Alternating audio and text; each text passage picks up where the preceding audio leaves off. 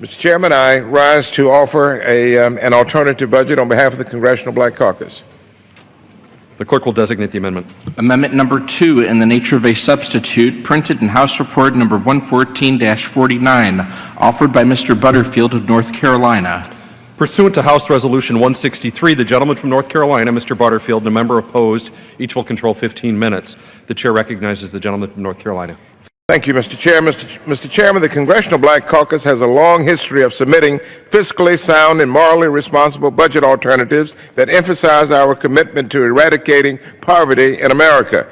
The budget, which is endorsed by groups such as the National Education Association, SEIU, ASME, Planned Parenthood, and PolicyLink, focuses on a fairer tax code, ending the sequestration battle, creating jobs and eliminating poverty and reducing the deficit. Mr. Chairman, the CBC budget is a plan that will work to protect and enhance the social safety net that continues to save millions from the ravages of poverty. Our goal is to increase economic opportunities for all Americans through significant and sustained investments in education and infrastructure, affordable housing, domestic manufacturing, small business, and job training. We propose, Mr. Chairman, significant investments to further accelerate our economic recovery and ensure no community in America is left behind. Additionally, no other budget on Capitol Hill prioritizes the plight of voting rights enforcement into the federal fiscal map or contemplates $3 billion saved over 10 years by limiting mandatory minimum sentences for nonviolent drug offenders. Once again, the House Republican budget relies on partisan rhetoric and gimmicks instead of making the tough choices needed to invest in our nation, grow our economy, and provide economic opportunities for hardworking Americans. House Republicans' unrealistic and unworkable budget continues. It continues the sequester for domestic spending this year and cuts that spending drastically in future years, disinvesting in our nation and asking the most vulnerable Americans to carry the burden of deficit reduction. We cannot allow their budget to move forward on the backs of the American people. I request my colleagues to support the Congressional Black Caucus alternative budget, as it is a budget that reflects the priorities of our nation. At this time, Mr. Chairman, I yield the balance of my time to Congressman Bobby Scott, who really did the heavy lifting along with Congresswoman Barbara Lee and Congresswoman Gwen Moore in crafting our budget. I also ask unanimous consent that Mr. Scott be allowed to manage the time. Objection. The gentleman from Virginia will manage the balance of the time. The gentleman reserves. Gentleman from Virginia reserves. Gentleman from Georgia is recognized. I claim the time in opposition. Gentleman from Georgia is recognized. Thank you, Mr. Chair, and I want to commend our friends in the CBC for coming forward with a budget. It's not an easy thing to do, having worked these last 10 or 11 weeks to try to fashion a budget that could be dealt with on the floor of the House. I also want to just point out that this is one of the few opportunities that we have as a Congress to look at comparison of apples to apples, of similar work products with each other. There are 3 budgets that will be offered by our friends on the other side. We've talked just now about the Progressive Caucus. In the middle is the CBC budget, the one that we're discussing right now, and I just want to highlight the differences between this budget from a numerical standpoint with the budget that's been offered by the Republican majority, a balanced budget for a stronger America. In the area of taxes, what does the CBC budget do?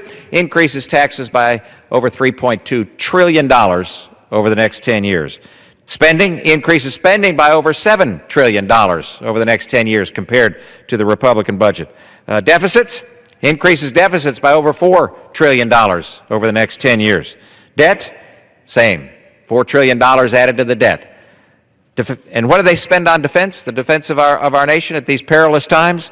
Less than decreasing spending on defense by $314 billion. And the big question, when does their budget ever get to balance? Because a balanced budget is what we need to get this economy rolling again. When's it ever get to balance? The answer is never. So it's a worthy endeavor that our friends in the CBC have undertaken.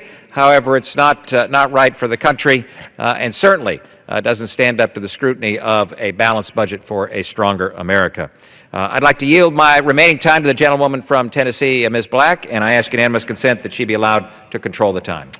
Without objection, the gentlewoman from Tennessee is recognized and will control the balance of the time. I reserve. Gentlewoman reserves the balance of her time. The gentleman from Virginia is recognized. Mr. Chairman, I yield myself such time as I may consume. Gentleman from Virginia is recognized. Mr. Chairman, I rise in strong support of the Congressional Black Caucus budget, which is a more credible and responsible alternative than the underlying Republican budget. A nation's budget reflects its priorities, but the Republican budget continues to highlight the wrong priorities. The underlying Republican budget is not a serious plan. It contains trillions of dollars in tax cuts, but claims to be revenue neutral without showing a dime's worth of tax increases that will be necessary to make it revenue neutral. It includes trillions of dollars in unspecified cuts, and many of the specified cuts will not be made. For example, are we really going to repeal Medicare as we know it? If you actually believe that the Republican majority will carry out their plan, it would actually devastate our economy by balancing the budget on the backs of students, workers, seniors, the disabled, and vulnerable communities across the nation. The Republican budget assumes that sequestration cuts will be enacted and then adds an additional $759 billion in non-defense discretionary spending cuts. That's a part of the budget that invests in education, workforce training, scientific research, transportation, and infrastructure. In stark contrast to the Republican budget, the Congressional Black Caucus budget actually puts real numbers on the page. We show our arithmetic. The CBC budget proposes $2.7 trillion in additional revenue over the next decade, but our budget lays out $5.6 trillion in specific revenue options and loophole closings that Congress could adopt to achieve that goal. And with this additional revenue, we eliminate sequestration. We propose a $500 billion jobs package that will put millions of people back to work, and we include more than $300 billion above the President's budget for significant and sustained investments in programs that have been instrumental in lifting millions of Americans out of poverty. Our budget also calls for a raise in the minimum wage, adds a public option to the health insurance marketplace, and calls for the passage of comprehensive immigration reform. Factoring in the paid-for elimination of sequestration, our revenue enhancements, CBO's analysis of the deficit reduction impacts of both enacting a public option and comprehensive immigration reform, our budget credibly reduces the 10-year deficit by $1.9 trillion when compared to CBO's March baseline. Mr. Chairman, our budget is a credible alternative to the vague and unrealistic plan offered by our Republican colleagues, and I urge my colleagues to support the CBC budget, and I reserve the balance of my time. Gentleman from Virginia reserves the balance of his time. Gentlewoman from Tennessee is recognized. Thank you, Mr. Chairman. And today I rise in opposition to this substitute amendment. Every day I hear from my constituents in Tennessee who are still struggling to find work and make ends meet. This is the result of the slowest economic recovery in American history. And in parts of my district, communities are still plagued by double-digit unemployment rates. Yet, this amendment would raise taxes on Americans by $3.2 trillion. This would be on the top of the $1.6 trillion in new taxes already imposed under President Obama. Raising taxes on small business is exactly the opposite of what is needed to reduce unemployment, get Americans back to work, and grow our economy. Even with this $3.2 trillion tax increase, which would be the largest in American history, this budget would never balance. In fact, compared to a balanced budget for a stronger America, this substitute amendment would add $4 trillion to our debt over the next 10 years. This is because this amendment would increase spending by $7 trillion compared to the House Republican budget. In fact, it increases spending for every category in the budget except for our national defense. This budget would take $1 trillion of its proposed tax hikes and use all of this money to break the Budget Control Act spending caps for non-defense spending only. This is unacceptable. At a time when we are faced with Russian aggression in the Ukraine, the threat of ISIS in the Middle East, and an increasingly unpredictable security environment, we need to adequately fund our servicemen and women. That is why the House Republican budget would comply with the current spending caps in the law, but still add $387 billion in defense spending over a 10-year window, all while balancing the budget without any tax increases. Long before I served on the Budget Committee, I got a crash course in Budgeting 101 as a single working mother. And in those years, I raised 3 children on a nurse's salary, teaching me how to live within my means and stretch my dollars. Mr. Speaker, I've had to work to make ends meet, and so I know how important our social safety net is for those in need. I want to see this safety net strengthened and preserved for future generations. However, this budget falls into the trap of measuring how much we care by how much we spend. Federal programs and initiatives should be evaluated based on their outcomes, by how many people we help get out of poverty, help to get back to work, and help to get the training and the education they need. One example is our federal jobs training programs. In 2011, the Government Accountability Office, the GAO, issued a report that found 47 overlapping federal job training programs, costing $18 billion in 2009 alone. The report showed that this duplication was not serving workers that needed training or responsibly using federal dollars. And if we want to help workers who need training, there is a clear need to reform these programs to improve outcomes. That is why last year, this House passed the Workforce Innovation and Opportunity Act. By the way, it was bipartisan legislation which was signed into law and made important reforms to federal job training programs, better helping workers looking for a job while responsibly using taxpayer dollars. This substitute budget would take the step back from these reforms and simply spend an additional $13 billion on these programs without any reforms. Unfortunately, this is just one example of this substitute amendment's doubling down on failed policies of the past. Additionally, it would create a $1 billion slush fund for a national stimulus program. Just like the previously failed stimulus program, this would do nothing to create new jobs and simply adds another $100 billion to our debt, which our children and our grandchildren will have to pay. It would also reverse bipartisan reforms made to the Supplemental Nutritional Assistance Program, or commonly called SNAP, and increase spending.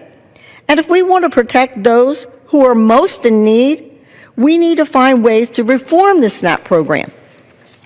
The substitute amendment would go further than even Obamacare has, calling for a creation of a public health insurance option, a backdoor way to nationalizing our health care system. This idea is so radical that when Democrats control both chambers of Congress and the White House, it was not adopted.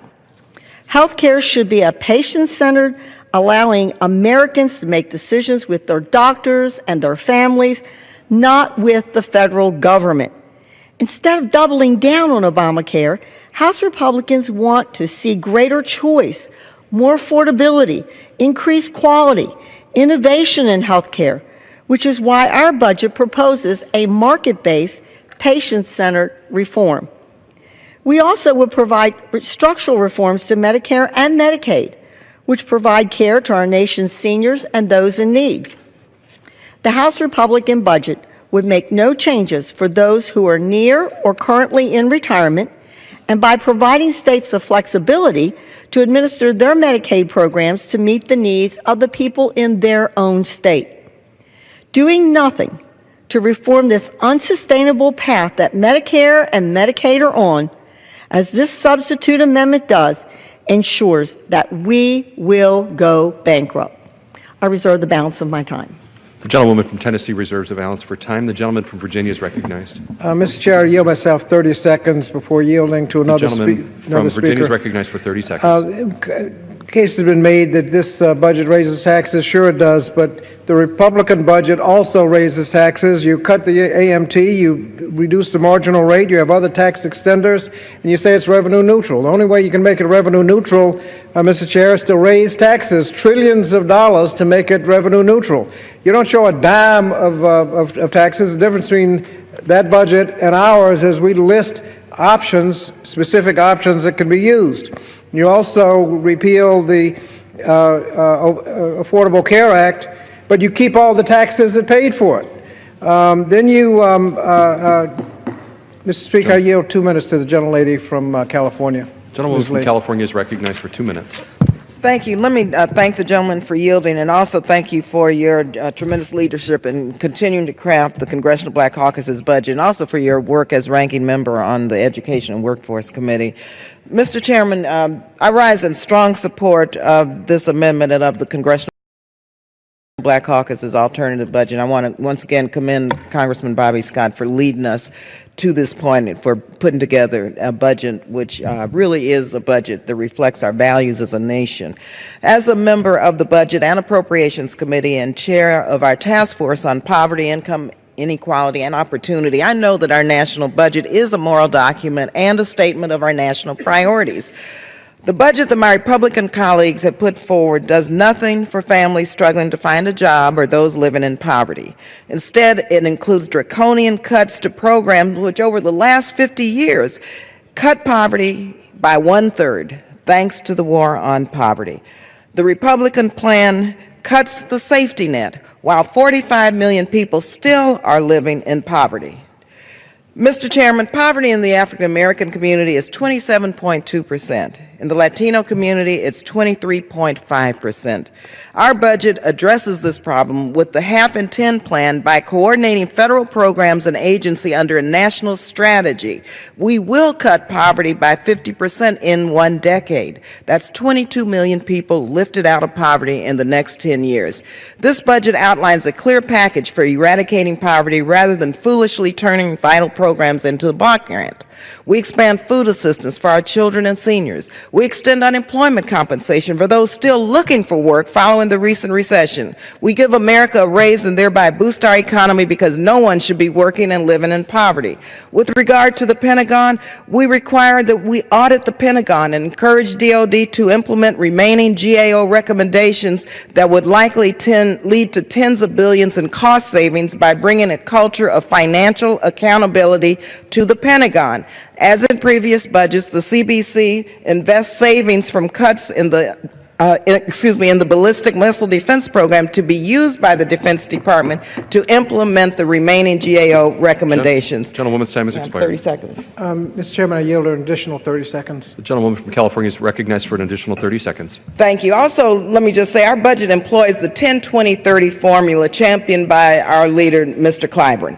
By directing at least 10% of federal spending into areas with poverty rates of more than 20% over the last 30 years, we will make progress toward ending entrenched and generational poverty that hurts families and communities. A vote for the CBC budget really is a vote with the conscience of the Congress. It's a message to the American people that you stand with those who are working hard to find a job or working hard at a job with low wages. It's a message that the country that balancing the budget on the backs of the most vulnerable to keep giveaways to the super wealthy is unacceptable, and that is not the American way. Thank you again, Mr. Gentlewoman Scott. from California's time has expired. Gentleman from Virginia reserves. Gentlewoman from Tennessee is recognized.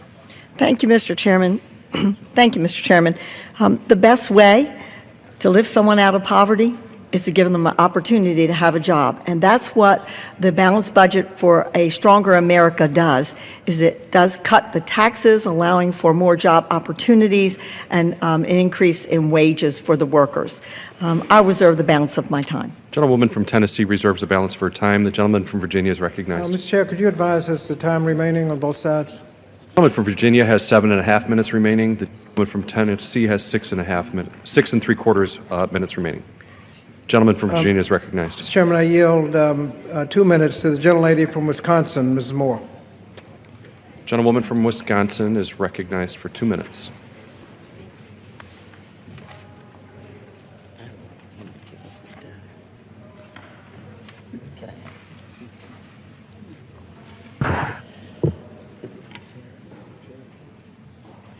Mr. Chair, I'd like a colloquy with Ms. Blackburn or Mr. Price. Please. The gentlewoman from Wisconsin is recognized. I was wondering if it were possible for the gentleman to yield the Congressional Black Caucus maybe 4 to 6 minutes of your time. We have many speakers, and we've worked very hard on this budget. And, you know, the majority gets its way, but the minority ought to get its say. Will the gentlelady yield?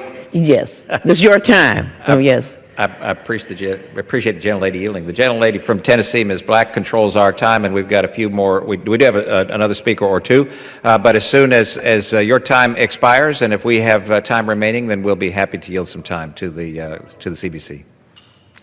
Thank you so much for that courtesy. Gentlewoman from Wisconsin is recognized. Thank you, Mr. Chair. It's really my privilege to discuss the social safety net programs that are at the heart of the Congressional Black Caucus budget. The CBC acknowledges the efforts on the part of the majority to address debt and deficits, but we cannot do it on the backs of the poor. Much has been made of jobs being the answer. We agree with that. But there are disabled, elderly, children who comprise the poor who cannot and do not work. This budget cuts $759 billion, the Republican budget, in cuts to non-defense discretionary budget below the already damaging sequester levels. In addition, another $4 trillion cuts to mandatory spending, a lifeline to benefits like food stamps, Medicaid, and Medicare. The CBC budget offers Americans a choice. In stark contrast to the Republican budgets, we invest in low-income families and students and provide security so that our impoverished, our infirm, and our elderly and children are treated with dignity and respect. It protects the social safety net. It rejects the block granting of Medicaid and food stamps and voucherizing Medicare. It restores the TANF Emergency Contingency Fund rather than the $34 billion OCO slush fund. We do $2.5 billion rather than $34 billion for a slush fund.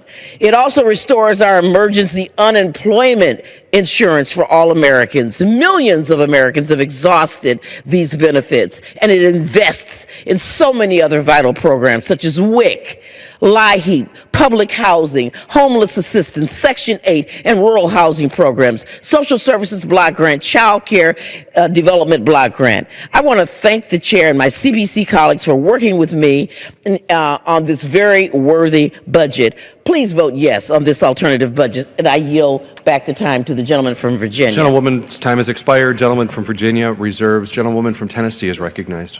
I reserve. Gentlewoman from Tennessee reserves. Gentleman from Virginia is recognized.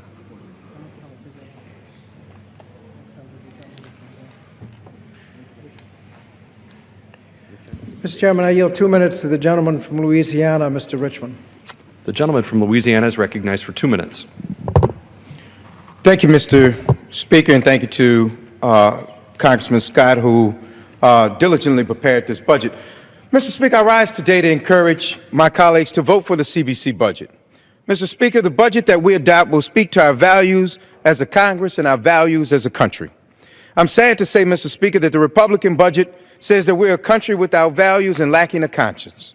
The Republican budget makes severe cuts to Medicare, Medicaid, education, job training, and transportation so that it could fund tax cuts to the wealthy.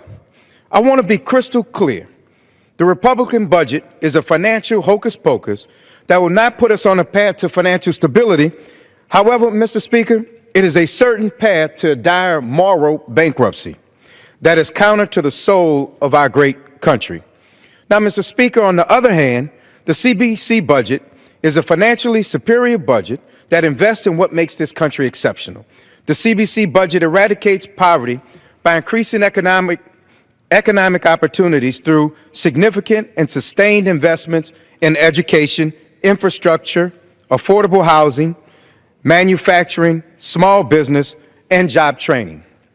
Mr. Speaker, my colleagues on the other side talk about the ability to lift people out of poverty. We have the ability today to lift 14 million people out of poverty simply by raising the minimum wage. And if we create more minimum wage jobs, we're only increasing the number of people who will still live in poverty. Mr. Speaker, the Republican budget rewards those who make political contributions, and the CBC budget rewards those who contribute to society and the greater good. In closing, the CBC budget recognizes that working families in this country are getting shortchanged.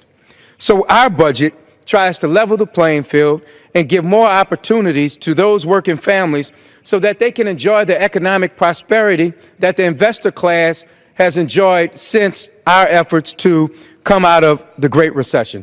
So with that, Mr. Speaker, I will yield back the balance of my time. And Gentleman from Louisiana's time has expired. Gentleman from Virginia reserves. Gentlewoman from Tennessee is recognized. Thank you, Mr. Chairman. I want to yield 2 minutes to my fellow colleague of the Budget Committee and also fellow Tennessean, Ms. Blackburn. The gentlewoman from Tennessee is recognized for 2 minutes.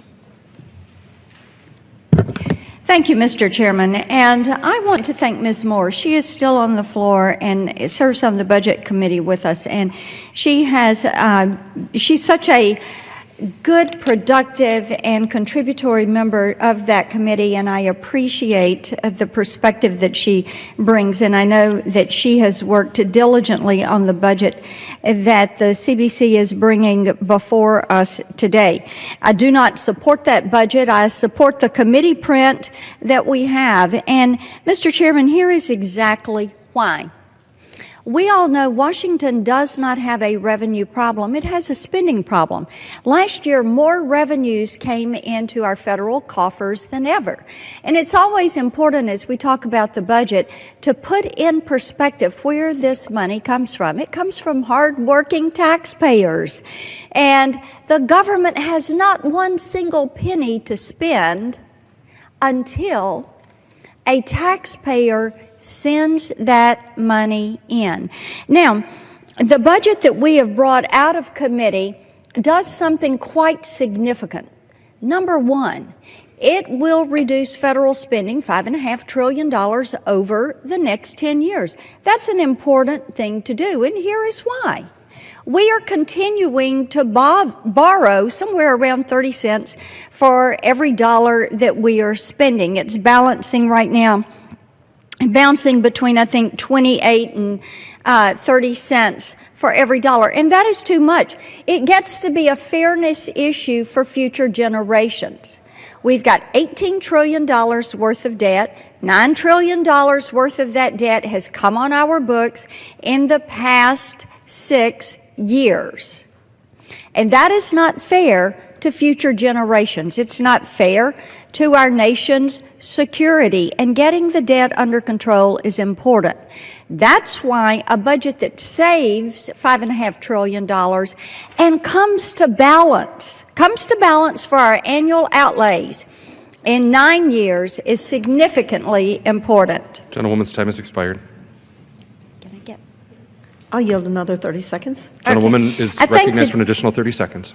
I thank the gentlelady for yielding. See, when we talk about what will be accomplished by our budget and we talk about fairness, it is imperative that the spending be brought under control.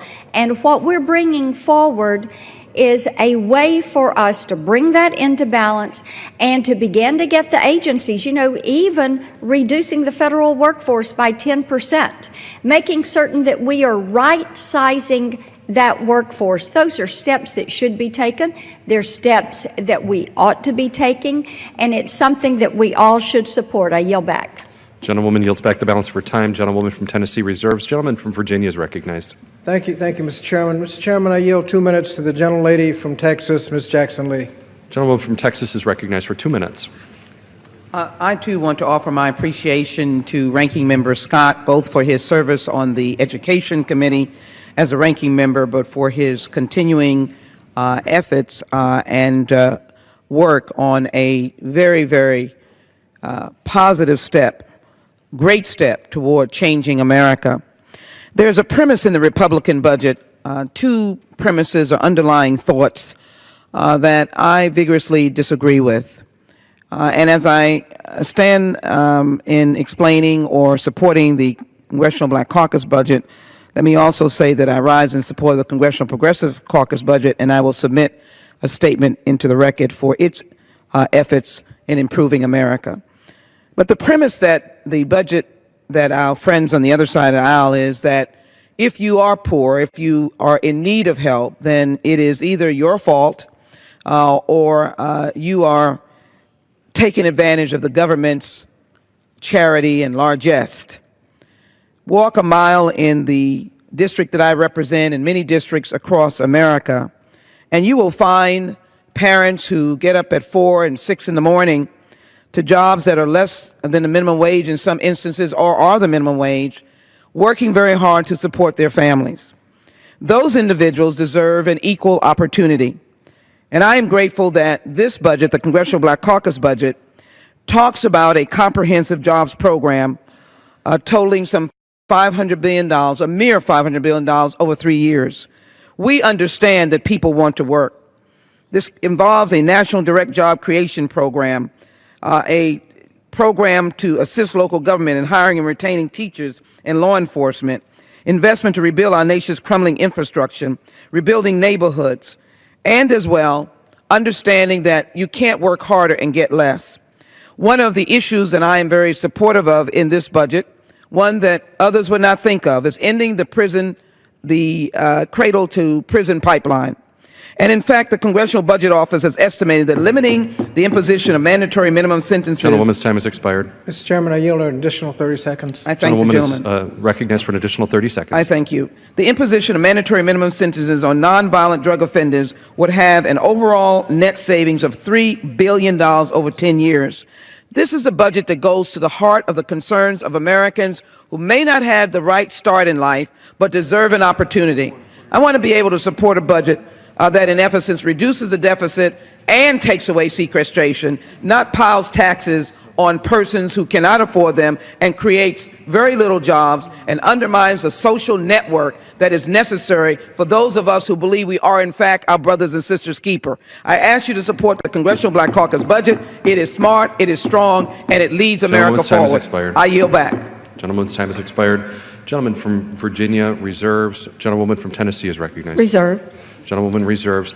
Gentleman from Virginia has 1 minute remaining. Gentlewoman from Tennessee has 4 1/4 minutes remaining. Do we get the time?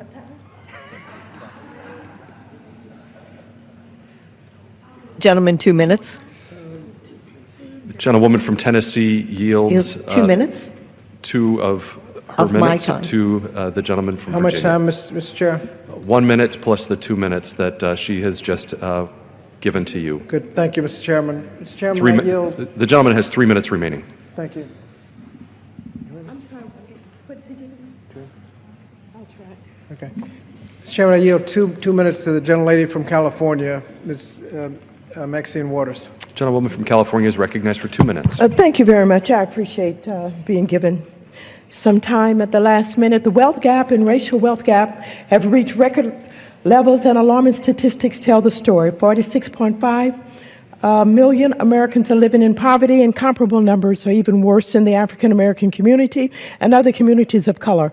For decades, we've had policies and made funding decisions that have benefited only a few at the expense of the middle class and minorities. The Great Recession and subsequent years of budget cuts have only made things worse for these communities. While the Republicans' budget demonstrates their commitment to maintain this inequality, the budget put forth by the Congressional Black Caucus today attempts to rebuild and restore what we lost, especially in the housing sector, which is why it has my support. First, the CBC budget retains a robust Consumer Financial Protection Bureau, which Congress created to protect all Americans from predatory loans that led to millions of foreclosures, many of which were in the African American community. The CBC budget also makes critical investments in affordable housing programs, including fully funding public housing and fully restoring Section 8 housing choice vouchers lost due to sequestration. The CBC budget would also invest much-needed resources to add over 20,000 new beds for the homeless across our country. Investments in these important rental and homeless assistance programs is especially important given the fact that we have nearly 8 million households in America for whom safe, decent, and affordable housing is not available to them. Put simply, the Republican budget would widen the wealth gap in this country. The CBC budget would help eliminate it. Further, the CBC budget strengthens our housing market, our financial system, and economic stability as a whole. I urge that all members of this House vote in favor of it and in favor of putting our country back on a sustainable economic path. I thank you, and I yield back. Gentlewoman from California yields back the balance of her time. Gentleman from Virginia reserves. Gentlewoman from Tennessee is recognized. I'm ready to close if the gentleman from Virginia is ready. Gentlewoman reserves. Reserve. Gentleman from Virginia is recognized. Thank you, Mr. Chairman. I thank the gentlelady for her courtesy in extending additional time. Mr. Chairman, as a percentage of the economy, the Republican underlying budget is 40% lower than the previous low in half a century. It's only balanced because it's missing a couple of $1 trillion where you cut taxes and say it's revenue neutral. There's no indication that the taxes will be restored. It's unrealistic because the level of cuts won't be made. You're not going to repeal Medicare as you know it. We've tried to repeal the Affordable Care Act over 50 times, haven't been able to do it. It's interesting that they want to repeal the services, but not the taxes. There's substantial cuts in Pell Grants and increases in student loans. Transportation initiatives are just about zeroed out.